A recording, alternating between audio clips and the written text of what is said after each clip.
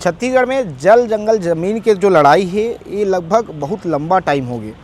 छत्तीसगढ़ के लोगन मन, छत्तीसगढ़ के आदिवासी मन, छत्तीसगढ़िया मन अपन अपन जल जंगल ज़मीन ला बचाए बर लड़ाई करे बर मजबूर है।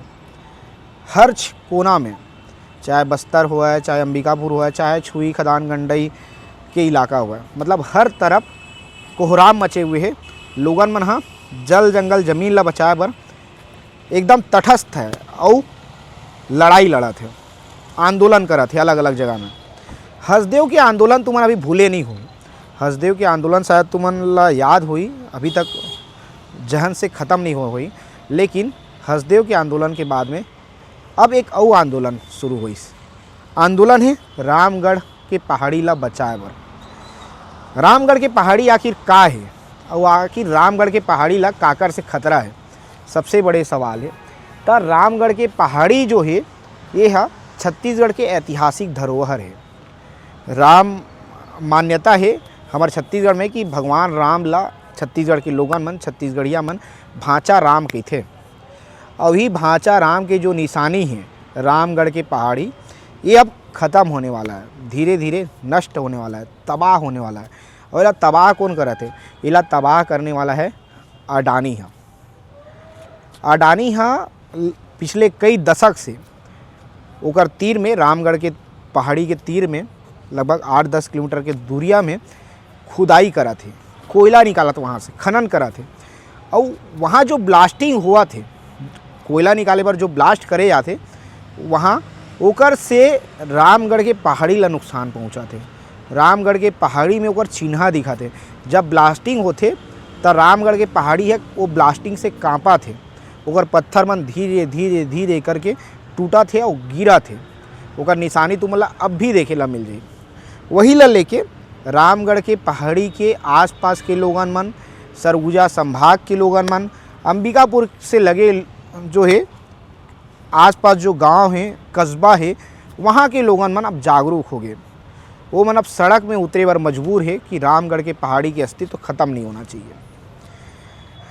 जब भगवान राम ला इतना महत्व दे जाते, भगवान राम के नाम से यहाँ चुनाव भी हो जाते कई बार और कई पार्टी चुनाव भी जीत जाते, तब जब छत्तीसगढ़ में भगवान राम के जो ऐतिहासिक धरोहर है ओला बचाए बर कोई उदिम आखिर ये सरकार हा का बन नहीं करा थे। ये सबसे बड़े सवाल बने हुए हैं। काबर की वो जो रामगढ़ की पहाड़ी है वो हमारे छत्तीसगढ़ के ऐतिहासिक धरोहर है, भगवान राम के चिन्ह हैं। कहे जाते जब भगवान राम छत्तीसगढ़ में आ रही से तब वहाँ अपन कुछ समय जो है रामगढ़ के पहाड़ी में वो बिता रही है।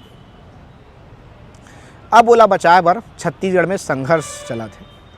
और सबले बड़े बात एक बार फिर मैं कहूँ कि ये संघर्ष जारी रहना चाहिए। ये संघर्ष खाली वो लोगन मन के नहीं होना चाहिए जहाँ पे रामगढ़ के पहाड़ी है, या वो लोगन मन के नहीं होना चाहिए जहाँ वो कोल माइंस खुला थे।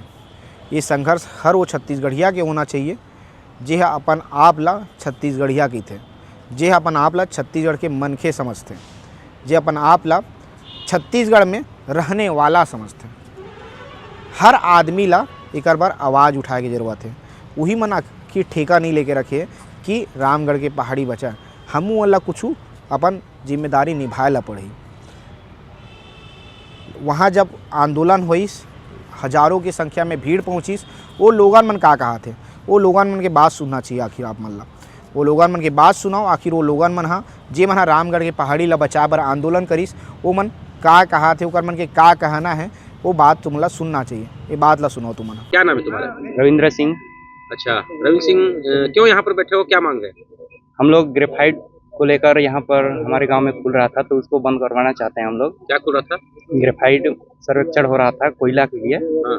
तो उसी को हम लोग बंद करवाने के लिए यहाँ पर आंदोलन चला रहे हैं सभी लोग। हाँ। तो आए हैं हम लोग ग्राम पंचायत सुरसा से। सुरसा से जी। क्या चाहते हो? वही चाहते हैं कि ग्रेफाइट न खुले हमारे गाँव में। हाँ। खुल जाएगा तो कितना नुकसान होगा? जल जंगल जमीन पूरा मिट जाएगा। हाँ।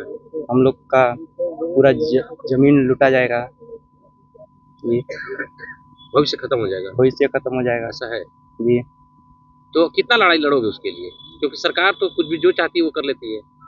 जब तक वो बंद नहीं हो जाता तब तक हम लोग लड़ेंगे, जब तक जिंदा हैं तब तक लड़ेंगे। अपना अपना नाम बता दो मेरा नाम देवमती सरुता है। जी। क्या मांगे हैं यहाँ पर, क्यों बैठे आप लोग, क्या चाहते हैं? हम लोग जल जंगल जमीन को बचाना चाहते हैं हाँ? और खनन नहीं देना चाहते हैं, क्योंकि वहाँ हजारों पेड़ कटाई हो जाएगा। हम लोग का कंदा गोया जड़ी बूटी सब चीज है, इसलिए हम लोग वहाँ चेक करवाएंगे ना खनन करवाएंगे। हाँ। हम लोग यही चाहते कहाँ पर हैं। क्या खुलने वाला है? सुरसा में ग्रेफाइट खुलने वाला है। कोयला खदान। हाँ, तो हम लोग नहीं चाहते हैं कि हमारा वहाँ खनन हो।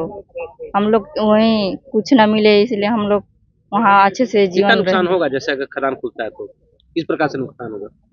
बहुत नुकसान हो जाएगा।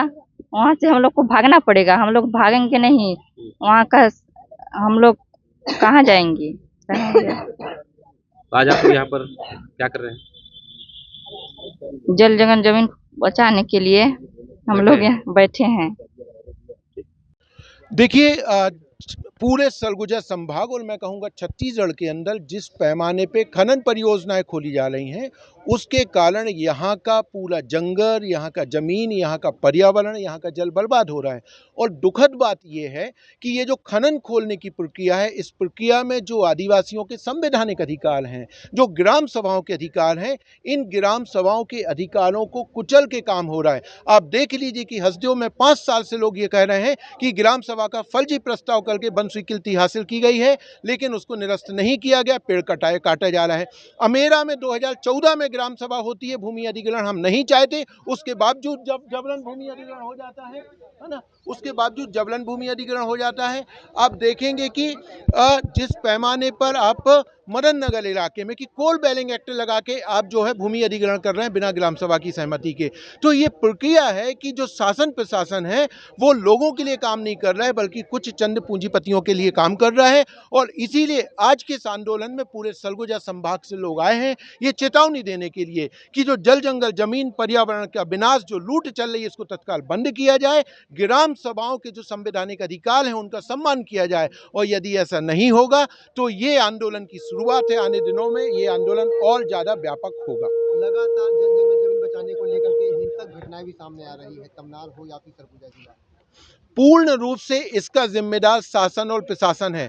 जिस तमनाल के अंदर शांतिपूर्ण तरीके से 22 दिन तक लोग धरना पे बैठे रहे, शांतिपूर्ण तरीके से, वहाँ पे जो परिस्थिति पैदा हुई है, कौन लोग थे जिनके कहने पे कोल ट्रांसपोर्ट चालू करवाया गया था, क्यों ये स्थिति निर्मित हुई? जो घटना हुई है, जो महिला पुलिस के साथ, हमने उसकी निंदा की है व्यापक रूप से, लेकिन जो घटना हुई है वो बहुत ही निंदनीय है। लेकिन जो हिंसा की बात है, आप देखिए हसदेव में निर्दोष लोग हैं, किन्होंने लाठी चलाई हसदेव के अंदर?